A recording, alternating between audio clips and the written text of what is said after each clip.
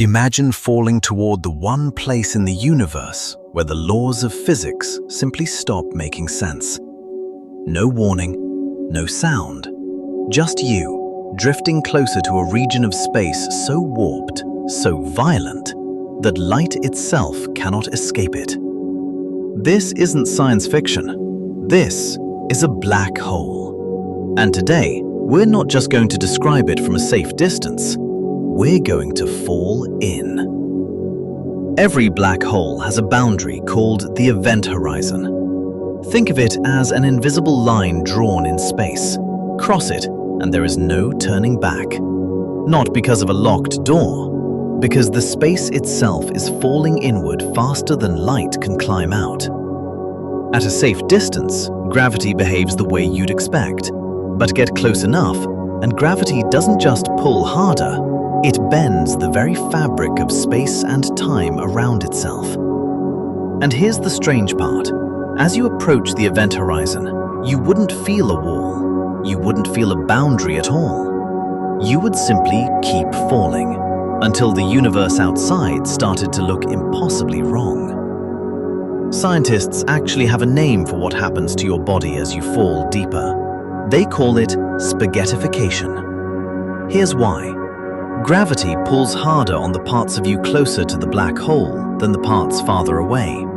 Your feet, if you're falling feet first, would be yanked forward far more violently than your head.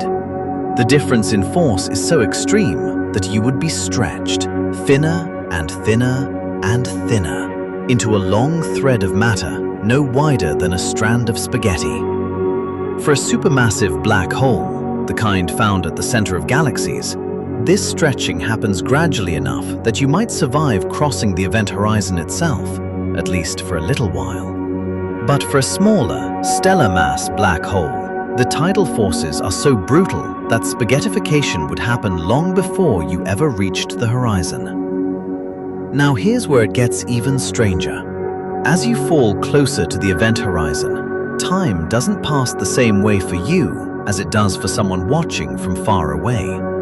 To an outside observer, you would appear to slow down, freezing almost at the edge of the horizon, your image stretching and dimming as the light from your body takes longer and longer to escape.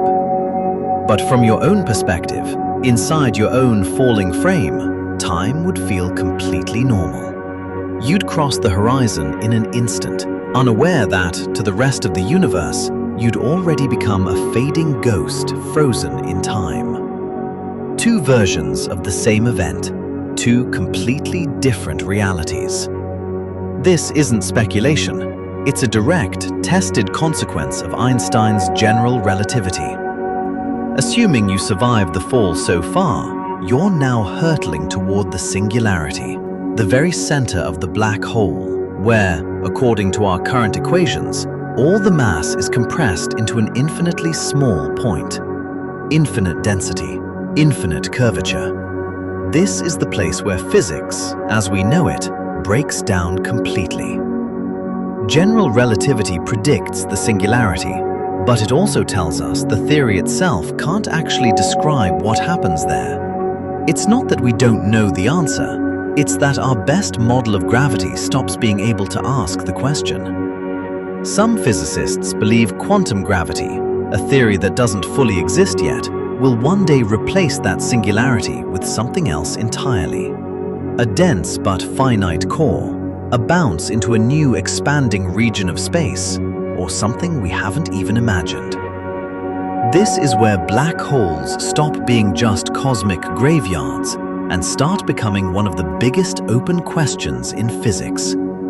Some theorists propose that certain black holes could connect through a wormhole to another region of space, even another universe entirely. Others propose that information falling into a black hole isn't destroyed, but instead gets encoded on the event horizon itself, like a hologram, a strange idea called the holographic principle, and one of the most debated topics in modern theoretical physics. We don't know which of these ideas, if any, is correct, but that's exactly what makes this one of the last true frontiers of physics. A place where Einstein's equations, quantum mechanics, and our imagination all collide. But let's say you don't fall in. Let's say you simply hover nearby, safely outside the event horizon, watching. What would you actually see? You wouldn't see a black circle floating in empty space. You'd see light itself bending around the black hole like a lens. Stars behind it stretched into glowing rings, their light looping around the edges before reaching your eyes. You might even see the same star's light arrive from multiple directions at once, because the black hole is bending every path light could possibly take. Closer in, there's a region called the photon sphere, a place where gravity is so strong that light can actually orbit the black hole in a perfect circle, endlessly, going nowhere. It's the closest thing in the universe to a trap built entirely out of light. And here's something most people don't expect. Black holes aren't actually eternal.